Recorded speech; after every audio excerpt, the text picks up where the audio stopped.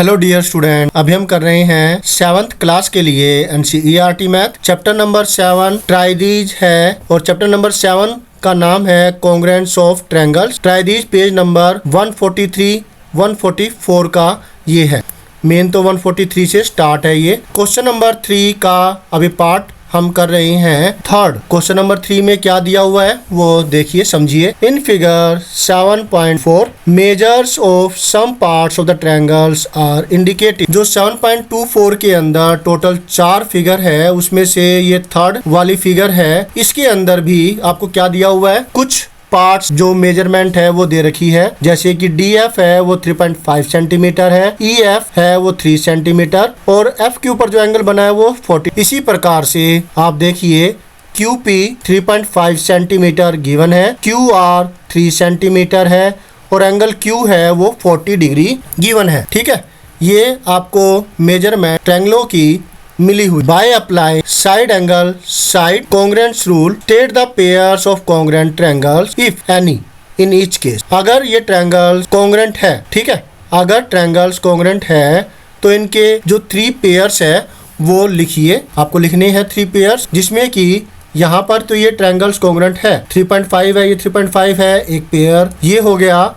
ये 3 सेंटीमीटर है और ये भी 3 सेंटीमीटर है। दूसरा पेयर ये हो गया।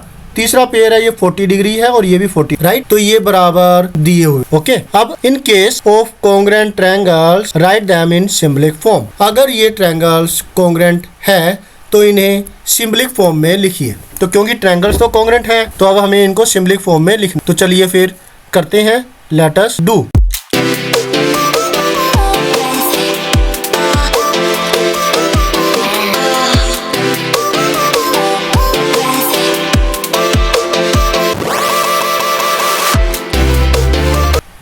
सॉल्यूशन।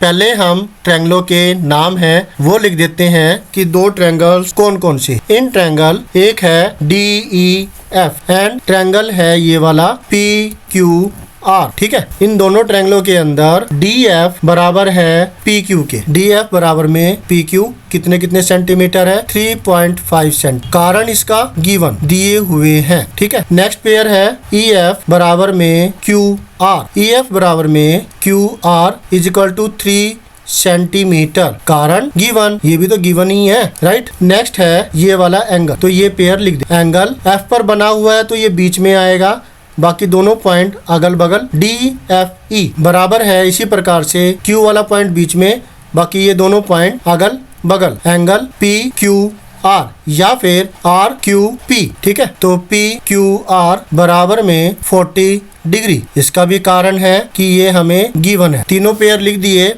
अब जो रूल है वो लिखते हैं by side angle side congruence rule. Side angle side कैसे हुआ, 2 साइडें और उनके बीच का एंगल। दूसरे ट्रायंगल के अंदर 2 साइडें और उनके बीच के एंगल के बराबर, इसलिए side angle side congruence rule हुआ। ठीक है, तो इतना करने के बाद हमें ट्रायंगल का नाम लिखना है। पहले ट्रायंगल DEF कॉन्ग्रुएंट का जो निशान है कॉन्ग्रुएंसी का वो लिख दिया। अब आप देखिए दोनों में कौन से पॉइंट कॉमन है। इसमें F पॉइंट कॉमन है, दोनों में F आ रहा है ना, इसलिए ये F जो है। और इन दोनों पेयर में कौन सा पॉइंट कॉमन है वो है Q। ठीक है, तो F का तो कोरिस्पोंडिंग पॉइंट Q ही है। F जो कि तीसरी पोजीशन पर है, तो 1 2 3 तीसरी पोजीशन पर मैं लिखूंगा Q, क्योंकि F का जो कोरिस्पोंडिंग पॉइंट Q हमने अभी निकाला है। ठीक है, नेक्स्ट है जो पॉइंट बच गया, यहाँ पर बचा D और यहाँ पर बचा P, मतलब D का कोरिस्पोंडिंग पॉइंट P हुआ। D पहली पोजीशन पर है, इसलिए पहली पोजीशन पर हम लिखेंगे P, जो कि हमने कोरिस्पोंडिंग अभी निकाला।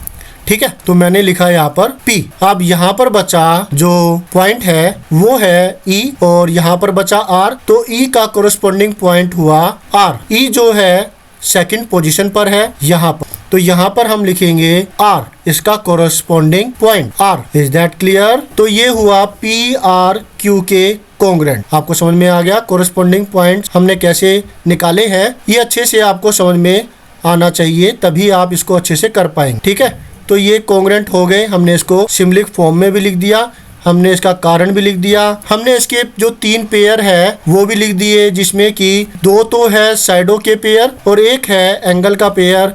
क्योंकि ये है side angle side congruence rule. Hope so आपको अच्छे से समझ में आ गया होगा। तो मिलते हैं नेक्स्ट वीडियो में जिसमें हम करेंगे इसका 4th part. Okay then, till then always have a great time, bye.